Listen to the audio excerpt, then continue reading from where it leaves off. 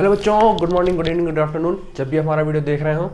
और आज हम आपके लिए जेनेटिक्स का एक नेक्स्ट वीडियो लेकर आए हैं, जिसमें आपने इसकी पहले वाले लेक्चर्स में आपने मोनो हाइब्रिड क्रॉस पढ़ा था, डाई हाइब्रिड क्रॉस पढ़ा था, मोनो हाइब्रिड का रेशियो पढ़ा, आपने डाई हाइब्रिड का रेशियो पढ़ा, ठीक है।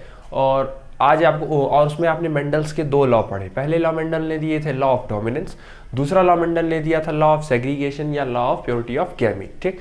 तीसरा अब आपका लॉ है law of independent assortment. Law of independent assortment में मेंडल ने क्या समझाया, चलिए इससे पहले एक बार जरा फिनोटाइप रेशियो जीनोटाइप रेशियो जरा रिमेंबर कर लीजिए। मोनो हाइब्रिड का फिनोटाइप रेशियो 3:1, जीनोटाइप रेशियो 1:2:1, ठीक। डाई हाइब्रिड का फिनोटाइप रेशियो कितना होता था, 9:3:1, और इसका जीनोटाइप रेशियो कितना होता था, 12:21:42:1। उसके बाद सबके बीच में आप रेशियो लगा दीजिए, ठीक। अच्छा देखो, मोनो हाइब्रिड पढ़ा, डाई हाइब्रिड पढ़ा। ऐसा करो, आप अपनी कॉपी में ट्राई हाइब्रिड क्रॉस का सिर्फ फिनोटाइप रेशियो लिख लो, सिर्फ फिनोटाइप रेशियो 27, 9:3:3:1, ठीक है। जैसे आपको जो वो किताबों में आपको मोनो हाइब्रिड का फिनो और जीनो मिलेगा, डाई हाइब्रिड का फिनो और जीनो मिलेगा, और ट्राई हाइब्रिड का नहीं मिलता है, ठीक है, नहीं दिया जाता है। तो एक एक्स्ट्रा है, आप चाहो तो अपने अच्छे फैक्ट के लिए आप याद कर सकते हो कि ट्राई हाइब्रिड का जो फिनोटाइप रेशियो होता है वो होता है 9:3:3:1, ठीक है। आप चाहो तो इसको याद कर सकते हो या आप कहीं पे इसको लिख भी सकते हो, ठीक है। क्या है, ठीक। अब अगर इसका जीनोटाइप पूछा जाए कि ट्राई हाइब्रिड का जीनोटाइप क्या होगा, तो वो निकालना थोड़ा सा मुश्किल है। कैसे, जरा मोनो हाइब्रिड का फिनोटाइप देखियो 3:1, सिंपल सा था। जीनोटाइप थोड़ा सा कॉम्प्लेक्स हुआ, फिर जैसे आपने क्रॉस किया उसका फिनोटाइप देखो, फिनोटाइप इसके जीनोटाइप से भी थोड़ा सा कॉम्प्लेक्स हो गया। अब इसका जीनोटाइप वैसे भी थोड़ा कॉम्प्लेक्स ही होता है, तो फिर देखो कॉम्प्लेक्स हो गया। अब ट्राई हाइब्रिड का फिनोटाइप सोचो कॉम्प्लेक्स हो, अब ट्राई हाइब्रिड का अगर फिनोटाइप ये है तो सोचो ट्राई हाइब्रिड का जीनोटाइप क्या होगा। अगर आपके पास वक्त होगा, खाली समय बैठे हो, टाइम पास करना होगा, तो इसका जीनोटाइप निकाल लेना करके, ठीक है। नहीं तो कोई बात नहीं, पेपर पूछा नहीं जाता, बस ये खाली फैक्ट के लिए आपको दे दिया है कि आप इसको याद किए रहिए, ठीक है। अब रखे रहिए, बहुत ज़्यादा आपसे तो क्वेश्चन पूछे नहीं जाएंगे इससे, ठीक है। तो इसको याद रखे रहिए, कोई बहुत ज़्यादा नहीं पूछेगा, तीनों को एक जगह पे लिख लीजिए तो याद रहेगा आपके लिए, ठीक। चलिए तो आते हैं लॉ की तरफ कि लॉ ऑफ इंडिपेंडेंट असॉर्टमेंट आपका बोलता क्या है। देखो, लॉ ऑफ इंडिपेंडेंट का मतलब होता है कि हम किसी पर डिपेंड नहीं है। जैसे आप अभी अपने मम्मी पापा पर डिपेंडेंट है, आप स्कूल जाते हैं, ठीक है, आप स्कूल जा रहे हैं, जो भी काम कर रहे हैं, आप अपने माता पिता पर अभी डिपेंडेंट है। जब आप खुद से काम करने लगेंगे तो आप किसी पर डिपेंडेंट नहीं रहेंगे। अब अगर आप किसी पे डिपेंडेंट होते हैं तो आपको उसके अकॉर्डिंग काम करना पड़ता है। जैसे आप मम्मी पापा पर डिपेंडेंट है तो जो वो कहते हैं वो आपको करना पड़ता है। लेकिन आदमी जब खुद अपने पैर पर हो जाता है, या जब खुद एक डिसीजन मेकिंग पर्सन जब खुद बन जाता है वो, तो फिर वो किसी के अंडर में जल्दी काम नहीं करता है, ना ही वो किसी की बात जल्दी सुनता है वो, ठीक है। तो क्या है, इंडिपेंडेंट का मतलब समझ गए होंगे कि वो अकेला रहेगा। अब अगर ध्यान दो तो जब आपने डाई हाइब्रिड क्रॉस किया था तो आपने दो कैरेक्टर लिया था। कौन कौन सा, एक लिया था आपने शीड शेप, जिसमें आपने एक लिया था राउंड, और दूसरा आपने लिया था रिंकल्ड, और फिर आपने एक लिया था सीड कलर। सीड कलर में आपने क्या लिया था, येलो और ग्रीन, ठीक, आपने ये लिया था। अब अगर याद होगा तो राउंड वाला आपका आपने लिखा था कैपिटल आर, रिंकल्ड के लिए आपने स्मॉल आर, येलो के लिए आपने कैपिटल वाई, और इसके लिए आपने स्मॉल वाई लिखा था, ठीक। फिर आपको ये भी पता था कि आपका जो राउंड वाला फैक्टर होता था वो क्या होता था, डोमिनेंट। येलो वाला क्या होता था फैक्टर, यहाँ पे डोमिनेंट, ठीक। और रिंकल्ड भी आपका रेसेसिव होता था और यहाँ ग्रीन आपका रेसेसिव होता था। ठीक, अब देखो ये एक सारे के सारे आप चाहे भाई राउंड और रिंकल्ड को चाहे आप ट्रेट बोल लो या चाहे आप कैरेक्टर बोल लो, अभी आप कैरेक्टर और ट्रेट को डिफाइन नहीं कर रहे हैं। अभी आप मानिए कि ये कैरेक्टर है। ठीक, आप जब डाई हाइब्रिड क्रॉस कर रहे थे तो क्या आपने एक चीज नोटिस किया? नोटिस ये करना था कि आपका राउंड वहां पर कुछ देर तक येलो के साथ भी रहा था और आपका राउंड ग्रीन के साथ भी रहा था। फिर आपने देखा था कि आपका रिंकल्ड येलो के साथ भी रहा था और आपका रिंकल्ड ग्रीन के साथ भी रहा था। अगर आपको याद होगा तो ठीक है, नहीं तो आप पिछला वीडियो आपने जहां भी बनाया होगा उसको देख लीजिए। राउंड येलो का जीनोटाइप क्या होगा? राउंड राउंड ये हो गया, येलो के लिए capital Y capital Y. Round green, round के लिए दोनों कैपिटल आर, ग्रीन के लिए दोनों स्मॉल आर। रिंकल्ड, रिंकल्ड के लिए दोनों स्मॉल आर, येलो के लिए क्योंकि डोमिनेंट वाला है तो capital Y capital Y. Wrinkled के लिए स्मॉल आर और ग्रीन के लिए स्मॉल वाई स्मॉल वाई। ठीक, तो ये वाला वीडियो देखने से पहले आप पिछले 2-3 वीडियो देख कर आइएगा, तभी समझ में आएगा। अब देखो, तुम्हारा राउंड येलो के साथ भी है और तुम्हारा राउंड ग्रीन के साथ भी है। ये तो दो एक ही कैरेक्टर दो के साथ रह ले रहा है, मतलब कि ये जो राउंड कैरेक्टर है आपका, ये राउंड कैरेक्टर दूसरे वाले कैरेक्टर पर डिपेंड नहीं कर रहा है। वो ये नहीं कह रहा है कि मैं राउंड हूं तो मैं हमेशा येलो के साथ ही रहूंगा, ऐसा उसने नहीं बोला। आप येलो को बैठाएंगे, हम राउंड को येलो को राउंड को राउंड येलो कर देंगे। आप ग्रीन लाएंगे, हम ग्रीन को राउंड कर देंगे। तो ऐसा उसने नहीं बोला है। तो उसने ऐसा नहीं कहा है कि आपका राउंड सिर्फ येलो के साथ ही रहेगा और आपका राउंड सिर्फ ग्रीन के साथ ही रहेगा, ऐसा उसने नहीं कहा है। मतलब कि ये जो राउंड वाला कैरेक्टर है ये दूसरे कैरेक्टर पर डिपेंड नहीं कर रहा है, पहली बात। और दूसरा, किसी और कैरेक्टर के साथ ये मिक्स भी नहीं हो रहा है। एक बार राउंड येलो के साथ था, अगर येलो का कैरेक्टर अगर येलो का कैरेक्टर आपका राउंड के साथ मिक्स हो जाता तो फिर आपका राउंड ग्रीन के साथ नहीं हो पाता। इसका मतलब दो चीजें यहां से क्लियर हो गई। मेंडल के जो एक्सपेरिमेंट से दो चीजें क्लियर हो गई। क्या क्लियर हो गई? पहली कि राउंड येलो के साथ भी रह सकता है और राउंड ग्रीन के साथ भी रह सकता है। मतलब कि आपके पास आपके जो कैरेक्टर्स होते हैं, ये जो आपने कैरेक्टर्स लिया है, seed colour, seed shape, round, wrinkle, yellow, green, ये जो कैरेक्टर्स होते हैं, characters does not mix with each other. Characters आपके एक दूसरे में मिक्स नहीं होते हैं। वो अकॉर्डिंग टू सिचुएशन, उनको जिसके साथ जैसा रखा जाएगा वो उसी के साथ वैसा बिहेव कर लेंगे। और यही था मेंडल का तीसरा लॉ, जिसको उन्होंने नाम दिया था लॉ ऑफ इंडिपेंडेंट असॉर्टमेंट। तो लॉ ऑफ इंडिपेंडेंट असॉर्टमेंट कहता क्या है कि जो भी कैरेक्टर्स होते हैं वो किसी पर डिपेंड नहीं करते हैं, किसी के साथ मिक्स नहीं होते हैं। अकॉर्डिंग टू सिचुएशन, उनको जैसा आगे का सामने का सिचुएशन मिलेगा वो अपने आप को एक्सप्रेस कर देंगे। ठीक, अब एक बात आपने नोटिस की, मेंडल का सेकंड लॉ क्या था? Law of purity of gamete. अच्छा, अगर आपको याद होगा कि कैरेक्टर्स रहते कहां पे थे? जीन्स पे।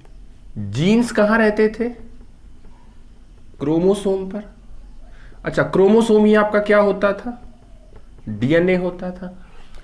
यानी कि आपका जो कैरेक्टर है वो जीन पे रहता था। अच्छा, कैरेक्टर क्रोमोसोम। अच्छा, क्रोमोसोम को क्या आप एक हिसाब से क्या गैमीट नहीं लिख सकते हो? भाई अगर आपने पढ़ा होगा, अगर मेल होगा तो मेल के अंदर स्पर्म जाएगा और अगर फीमेल होगी तो उसके अंदर सेकेंडरी साइट जाएगा। ठीक, अब ये थोड़ा सा मैंने आगे कर रहा हूं कि क्रोमोसोम अगर है तो मेल के अंदर स्पर्म, भाई मेल के अंदर स्पर्म निकलता है, स्पर्म के अंदर मेल का 23 क्रोमोसोम होता है, उसका पूरा कैरेक्टर होता है। अगर फीमेल होगी तो उससे सेकेंडरी oocyte निकलेगा, उसके अंदर 23 क्रोमोसोम होगा, मतलब फीमेल का कैरेक्टर होगा।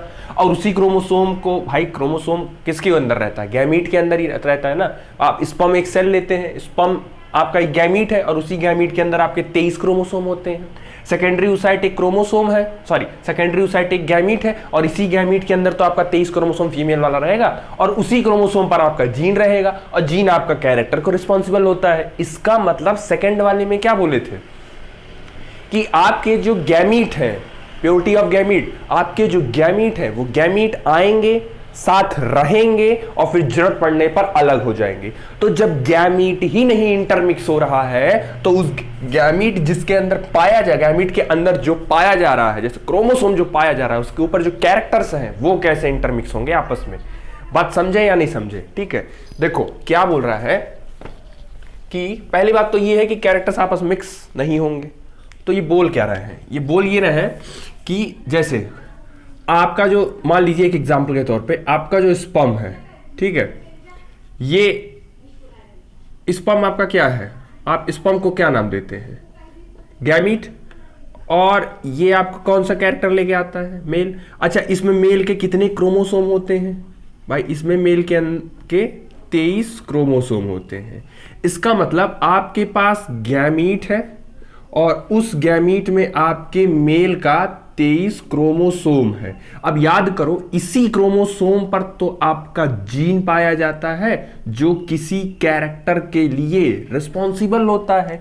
तो आपसे सेकंड लॉ में यही बोला है कि आपके जो गैमीट है, प्योरिटी ऑफ गैमीट, गैमीट आएंगे, साथ रहेंगे भी, और जरूरत पड़ने पर अकॉर्डिंग टू सिचुएशन वो अपने आप को फिर अलग करके अपना कैरेक्टर शो कर देते थे। जैसे टॉल और डोमिनेंट, टॉल और रेसेसिव वाला याद है ना? टॉल के साथ रेसेसिव रहता था, कैपिटल टी स्मॉल टी अपना कैरेक्टर नहीं एक्सप्रेस कर पाता था, लेकिन जैसे स्मॉल टी वाला आता था तुरंत स्मॉल टी अपना कैरेक्टर रिप्रेजेंट या एक्सप्रेस कर देता था। ठीक, तो गैमीट आएंगे, साथ रहेंगे भी और अपने आप अलग होकर अकॉर्डिंग टू सिचुएशन फिर अपना वो कैरेक्टर दे देंगे। इसका मतलब गैमीट भी इंटरमिक्स नहीं होता किसी के साथ।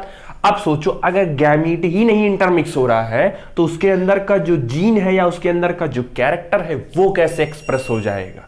यानी सेकंड लॉ और थर्ड लॉ कोई अलग अलग लॉ नहीं था, बस उसी को थोड़ा सा ब्रॉड किया गया था या उसी को थोड़ा सा एक्सप्लेन और ब्रॉड लेवल पे कर दिया गया था। बातें वही हैं। ठीक, सेकंड में उन्होंने गैमीट को लेके बताया था कि, और क्योंकि गैमीट के अंदर ही आपका जीन या कैरेक्टर होता है तो थर्ड लॉ में उन्होंने कैरेक्टर को लेके एक्सप्लेन कर दिया था। ठीक है, आई होप समझ में आ गया होगा, और अगर आपको नहीं आया होगा तो आप बता दीजिएगा, अगले वाले में आपको फिर से समझा दिया जाएगा। ठीक, चलिए, ये हो गया मेंडल का तीनों लॉ। मेंडल ने क्या दिया था? मेंडल ने एक्सपेरिमेंट किया था मटर के पौधे पर। कौन सा मटर बता था? पाइसम सटाइवम था। 7 साल तक एक्सपेरिमेंट किया था, 1856 से 1863 तक उन्होंने मॉन्स्ट्री ब्रू गार्डन में एक्सपेरिमेंट किया था। मेंडल ने 7 कैरेक्टर इसके उठाए थे। मटर का पौधा ही क्यों चुना था? इजी टू ग्रो होता है, बाइसेक्सुअल होता है, शॉर्ट लाइफ स्पैन होता है। ठीक है, जल्दी कैरेक्टर इजी, बाकी बहुत सारे आपके इसके पास मैंने कैरेक्टर लिखवाए थे। ठीक, उसके बाद मेंडल ने कुछ एक्सपेरिमेंट्स किया और उन्होंने कुछ सवालों के जवाब दिए कि कैसे कोई कैरेक्टर माता पिता से बच्चों के अंदर ट्रांसफर होता है। उसके लिए उन्होंने 7 साल एक्सपेरिमेंट किया और 3 लॉ दिए, law of dominance, law of purity of gamete और law of independent assortment. Law of monohybrid, law of dominance आपने मोनोहाइब्रिड क्रॉस से निकाला कि कोई भी कैरेक्टर अगर डोमिनेंट है तो वो हर जनरेशन में अपने आप को एक्सप्रेस करेगा ही करेगा। रेसेसिव वाला अपने को एक्सप्रेस नहीं कर पाता है in the presence of dominant.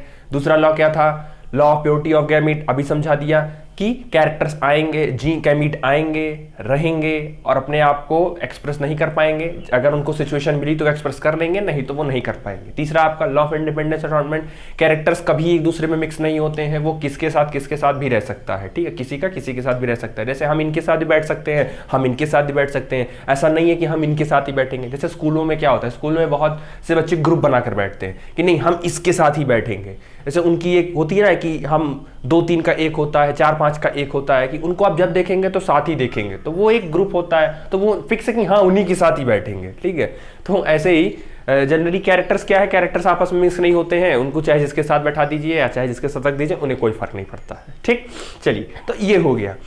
अब इसके पीछे से थोड़ी सी कहानी है, थोड़ा सा सुन लो कि ये सब होने के बाद हुआ क्या। देखो, थोड़ी सी कहानी है, इंटरेस्टिंग लगेगी आपको। हुआ क्या, आपको अगर याद होगा तो मैंने बताया था कि जेनेटिक्स का या जेनेटिक्स के, थोड़ी सी रिस्पेक्ट दो, जेनेटिक्स के जो फादर हैं वो आपके मेंडल है और मॉडर्न जेनेटिक्स के जो फादर है वो बेटसन है। ठीक, तो जेनेटिक्स के फादर मेंडल बने कैसे, इसके पीछे थोड़ा सा एक्सपेरिमेंट, थोड़ा सा कहानी है। एक्चुअली में हुआ क्या, मेंडल, ये सवाल तो सबके लिए था कि माता पिता से कैरेक्टर बच्चे में कैसे जा रहा है, तो इस सवाल का जवाब एक्सप्लेन तो बहुत लोगों ने किया था, आपने थ्योरी ऑफ पैनजेंसिस पढ़ी, थ्योरी ऑफ जम्प्लास थ्योरी पढ़ी, बट वो सब उतना एक्सप्लेन नहीं कर पा रहे थे। तो मेंडल ने ये जिम्मेदारी उठाई और मेंडल ने एक्सपेरिमेंट किया और मेंडल ने अपने जीवन के 7 साल दिए, इस एक्सपेरिमेंट को उन्होंने 7 साल दिए। 1856 से 1863 तक उन्होंने मॉन्स्ट्री गार्डन ऑफ ब्रून में ये एक्सपेरिमेंट किया और करने के बाद उन्होंने 3 लॉ को प्रपोज किया, law of dominance, law of purity of gamete और लॉ ऑफ इंडिपेंडेंट असॉर्टमेंट। ठीक, 3 लॉ को उन्होंने प्रपोज किया। अब हुआ क्या, जब उन्होंने लॉ को प्रपोज किया तो क्योंकि मेंडल एक तो बायोलॉजिस्ट तो थे ही थे, लेकिन इनको कुछ थोड़े थोड़े ये मैथमेटिशियंस भी थे, मतलब कि इनको थोड़ी बहुत मैथ भी आती थी। ठीक है, बोल सकते हो, जैसे हम लोग बायोलॉजिस्ट हैं तो ऐसा नहीं है कि हम लोग को मैथ नहीं आता है। बायो और मैथ वालों में उतनी दोस्ती होती है जितना सांप और नेवले में होती है। ठीक है, तो बायो वाले ऐसा नहीं है कि मैथ उनको नहीं आता है, बायो वालों को मैथ भी आता है और बायो भी आता है, बाकी आगे कमेंट नहीं करेंगे। ठीक है, अच्छा वैसे भी इस वीडियो को तो सिर्फ बायो वाले देखेंगे, तब क्या दिक्कत है, बाकी तो आप समझ गए होंगे बायो वाले। तो हुआ क्या कि मेंडल थोड़े बायोलॉजिस्ट तो थे ही, साथ में वो मैथमेटिशियन भी थे। तो वो क्या है, ये जो अपना ये तीनों लॉ था, ये तो आपको किताबों में बहुत सिंपल तरीके से एक्सप्लेन करके भाई थ्योरेटिकल मिल जाता है, बट ऐसा इतना एक्चुअल सिंपल लॉ था नहीं वो। उसको बाकायदे से एकदम विथ प्रूफ एकदम अच्छे से एक्सप्लेन करने के लिए मेंडल ने एक कंसेप्ट उठाया जो कि मैथमेटिक्स का है। अच्छा, इनमें से बहुत लोगों ने वो नाम सुना भी होगा जिसको बोला जाता है बाइनोमियल थ्योरम। ठीक है, तो मेंडल ने अपने उस लॉ को एक्सप्लेन करने के लिए मैथ का ये टॉपिक उठाया, बाइनोमियल थ्योरम। अब क्योंकि जब कोई साइंटिस्ट अपना लॉ देता है या कोई एक्सपेरिमेंट करता है, कोई थीसिस प्रपोज करता है, तो उसको एक साइंटिस्ट की सेमिनार होती है, उस सेमिनार में ले जाके उसको एक्सप्लेन करना होता है, उसको समझाना होता है। जब सभी साइंटिस्ट एग्री हो जाते हैं तब उसको पास करके आगे जनरेशंस के लिए या आगे हम थीसिस में उसको पब्लिश करते हैं आर्टिकल के रूप में। ठीक, तो मेंडल भी पहुंचे होंगे अपना लॉ लेकर।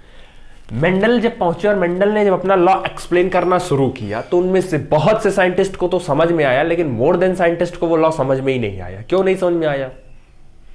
क्योंकि सारे वहां बैठे बायोलॉजिस्ट थे और मेंडल ने उसमें लगा लिया मैथ। तो लोगों को ये लगा कि मैथ में, बायो में मैथ कहां से आ गया, बायो में मैथ कहां से आ गया, और कुछ को तो समझ में ही नहीं आया होगा। तो उन्होंने भी हाथ खड़ा कर दिया कि ऐसे ऐसे कैसे होता है ना, जैसे कि कुछ को नहीं आता है तो कुछ रहते हो तो उसमें भी वो भी बहती गंगा में अपना हाथ धो लेते हैं। ठीक है, तो अब कुछ को तो समझ में नहीं आया और कुछ ने तो सवाल उठाया कि कैसे बायो में मैथ आ गया, तो ये एक्सप्लेन नहीं किया जाएगा, ये नहीं माना जाएगा। ठीक है, तो ये थोड़ी सी प्रॉब्लम हुई और मेंडल का जो लॉ था वो रिजेक्ट कर दिया गया कि आप लॉ को एक्सप्लेन नहीं कर पा रहे हैं, इसीलिए मेंडल का लॉ गलत है। मतलब इन्होंने जो एक्सपेरिमेंट किया था वो आपका गलत है। तो गलत है तो इनको फिर फादर ऑफ जेनेटिक्स कैसे मिला? कुछ सालों के बाद हुआ क्या, 3 अलग अलग साइंटिस्ट निकले। ठीक, कौन कौन से निकले?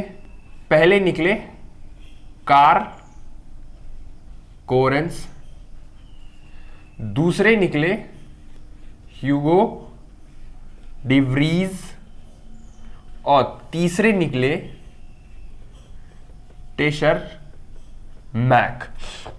ये 3 अलग अलग साइंटिस्ट निकले आपके। ठीक, ह्यूगो डिवरीज ने म्यूटेशन का कंसेप्ट दिया था और कार्ल कोरेंस ने इनकम्प्लीट दिया था। ठीक है, इन्होंने एक अलग से टॉपिक बाद में एक्सप्लेन किया था जिसको हमने इनकम्प्लीट डोमिनेंस बोला था, और ह्यूगो डिवरीज ने एक कंसेप्ट दिया था जिसको हमने म्यूटेशन बोला था। ठीक है, तो ये 2 कंसेप्ट इन्होंने दिए थे। अभी आगे आपको दोनों पढ़ने हैं, अभी याद रखिए। तो हुआ क्या कि कुछ सालों के बाद ये तीनों साइंटिस्ट आए। अब इन तीनों ने एक्सपेरिमेंट किया और एक्सपेरिमेंट करके एक ने डोमिनेंस बताया, एक ने इंडिपेंडेंट बताया और एक ने सेग्रीगेशन वाला बताया। मतलब तीनों ने अलग अलग, साथ में भी नहीं, तीनों अलग अलग जगहों पर अलग अलग टाइम पर एक्सपेरिमेंट किए। करने के बाद जब ये तीनों अपना एक्सप्लेन करने पहुंचे, अपने लॉ को जब ये एक्सप्लेन करने पहुंचे, तो क्योंकि साइंटिस्ट भी ऑलमोस्ट सब वही थे, अब उन्होंने जब इनके एक्सप्लेनेशन को देखा तो उनके दिमाग में आया कि ये सब एक्सप्लेन तो पहले ही कोई कर चुका है। अगर मेंडल का लॉ गलत होता, भाई मेंडल ने प्रूफ, तरीका उन्होंने गलत आजमाया था, ठीक है बात सही है, तरीका उन्होंने गलत दिया, लेकिन लॉ तो गलत नहीं था ना, जो कहना चाह रहे थे वो तो बात तो इनकी गलत थी नहीं, सिर्फ तरीका थोड़ा सा गलत हो गया था। तो लॉ तो मेंडल का सही था, या जो समझा रहे थे वो सही था, क्योंकि अगर सही नहीं होता तो ये तीनों भी वही सेम कर नहीं पाते। तो कुछ वहां पे लोगों ने सोचा कि ये काम तो पहले ही कोई कर चुका है, और ये जो तीनों अलग अलग एक्सप्लेन कर रहे हैं, ये किसी एक ही बंदे ने एक्सप्लेन करके दिया है। तब देखा गया कि किसने किया, तब ये देखा गया कि इस सवाल का जो जवाब था वो मेंडल ने सबसे पहले खुद अपनी मेहनत पे करके अकेले दिया था, और फिर वहीं से फिर इनकी फोटो वोटो को बढ़िया साफ किया गया, माला पहनाया गया, और इनको वहीं से बोला गया कि आप बनेंगे फादर ऑफ जेनेटिक्स। क्योंकि सबसे ज्यादा जेनेटिक्स का जो सबसे बेसिक क्वेश्चन था, जो सबसे मेन क्वेश्चन था, जिसपे कहानी ही रुकी हुई थी, तो उसका जो एक्सप्लेनेशन था वो मेंडल ने दे दिया था, इसीलिए मेंडल को फिर फादर ऑफ जेनेटिक्स मिला। तो सवाल है, तो इन तीनों को फिर क्या मिलेगा भाई? ये तीनों भी तो, अच्छा इन तीनों को पता भी तो नहीं था कि मेंडल ने एक्सपेरिमेंट किया है, क्योंकि थीसिस पास ही नहीं हुई थी, आगे पब्लिक में आर्टिकल में वो पब्लिश ही नहीं हुआ, तो लोगों को उसके बारे में कोई जानकारी ही नहीं थी। तो इसका मतलब इन तीनों को तो कोई जानकारी थी, लेकिन फिर भी इन तीनों ने अपने दिमाग से, अपने पॉइंट ऑफ व्यू से इन्होंने भी एक्सप्लेन किया। तो अब इसको क्या, इनको क्या बोला जाए?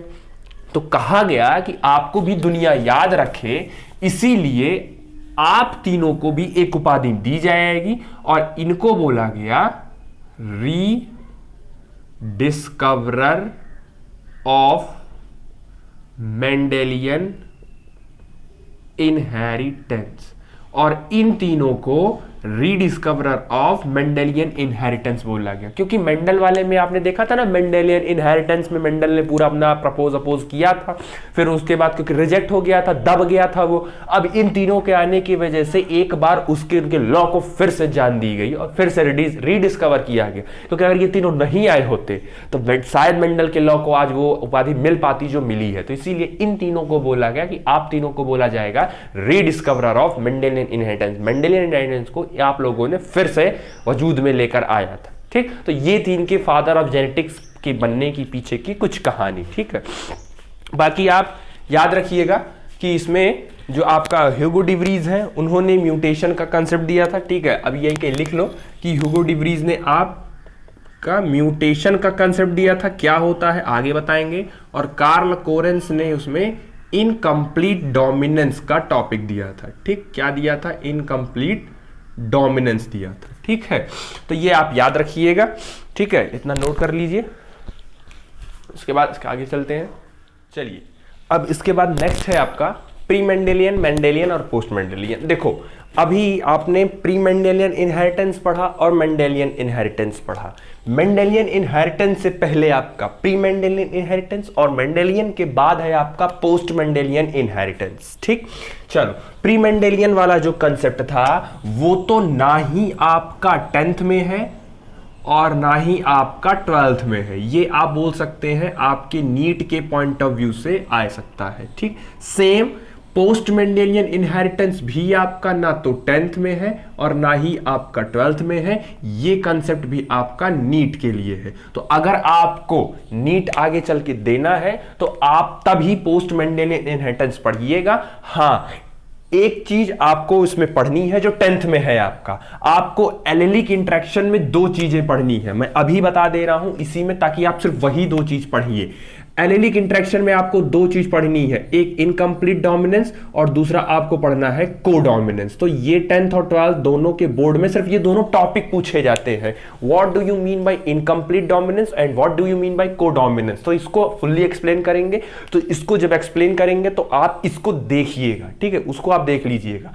बाकी अगर आपको मन कर रहा है कि आपको पूरा पढ़ना है, पूरा पोस्ट मेंडेलियन पढ़ना है, तो आपकी मर्जी है, आप पूरा पढ़िए। नहीं पढ़ना है तो ये दोनों आपको पढ़ना ही पड़ेगा, क्योंकि ये आपको 10th के बोर्ड में भी और 12th के बोर्ड में भी पूछा जाएगा, ठीक। चलिए, तो प्री मेंडेलियन इनहेरिटेंस ना तो 10th में ना तो 12th में है, और बहुत सी किताबों में भी ये नहीं मिलता है, ठीक है।